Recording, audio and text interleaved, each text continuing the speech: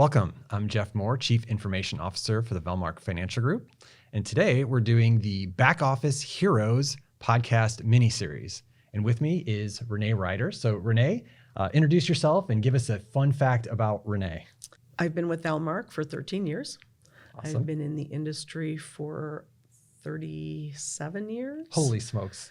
And I work in the principal review team. Awesome. On the principal review team. So for somebody that's maybe not as familiar with our industry, can you explain a little bit like what is PRT or principal review? PRT is we are reviewing business as it comes in to see if it is in the best interest and suitable for the clients. So we look at what the investment is. We look at the client's objectives, their time horizon. There's a lot that goes into it that we review to make sure that the business matches up with what the client wants to do. Okay, so the advisors met with somebody, they've come up with some proposal or plan, specific products they want to sell, and when it comes to Valmark, you're kind of the just discount, double check, make sure everything looks A-okay before it goes on. Correct. So, and if it's not, one thing that we like to do on our team is to try and figure out a way of making it work for the client. So if it's not something that we think is perfect or great for the client, we actually will try and work with the reps to figure out a solution or maybe something else, add something, take something away, so that the client is still getting what the rep proposed to them. Yeah, that makes sense. I think, I don't know, but I could imagine at some firms, the PRT desk might not be very popular. I don't know that we are here. Right? It's just, or it could be easy to just say no. Right.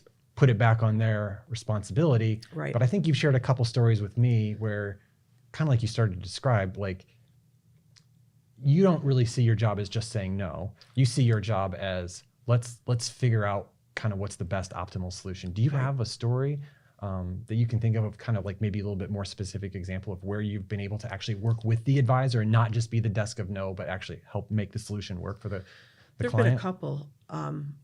One more recently is business came in and it was for a variable annuity, and the short of it is we didn't like it as an overall team. We discussed it because if I get something in and I'm not comfortable with it, or if Mike or Gina get something in and they're not so much comfortable with it, we will talk about it as a team so that we can kind of brainstorm and come up with a better solution or figure something out. And in this instance, there wasn't a rider attached, and because of the way that the client wanted certain things, we decided that if they would add a specific rider or look at a different product, and we worked with the rep to figure out what they felt was best for the client so that the rep could bring it back to the client. And so ultimately we did get the business through. We were able to add a rider to it, and the client benefited. Awesome. So directionally correct, like kind of like right product type for the client, Right. just maybe needed some small adjustments to Right. really to make it great for them. Right. Awesome. And then there was another time that end of year, like we are right now. Busy season, right? Everyone's busy. high stress, right? Because we're trying to wrap up our year. Lot of Lots of business personal in. activity, a lot of business coming in. Yep. Right.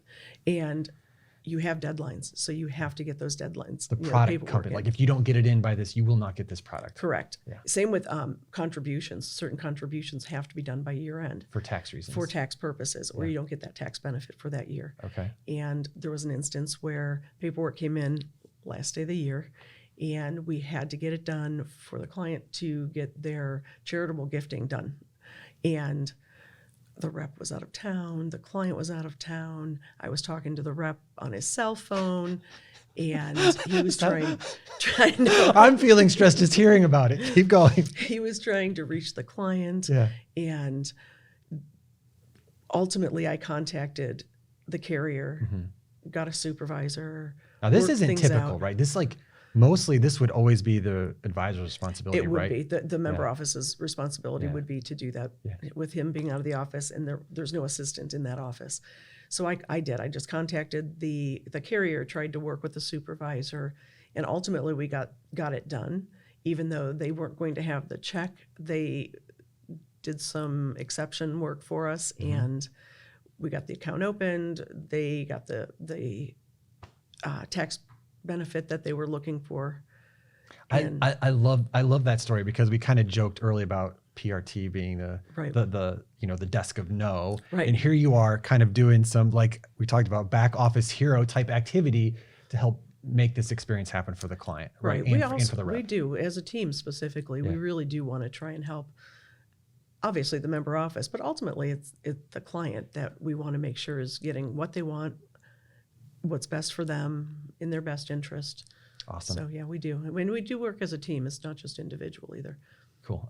I like how you are bringing the team. Not all about Renee, right? About all of you working together. Right. Yeah. And I think that's true with all of Valmark, really. Everybody here works as a team, even if it's not within your own team. Yeah. Like we may pull somebody in from like Michael Tragrasso or somebody else to help us try and figure things out as well.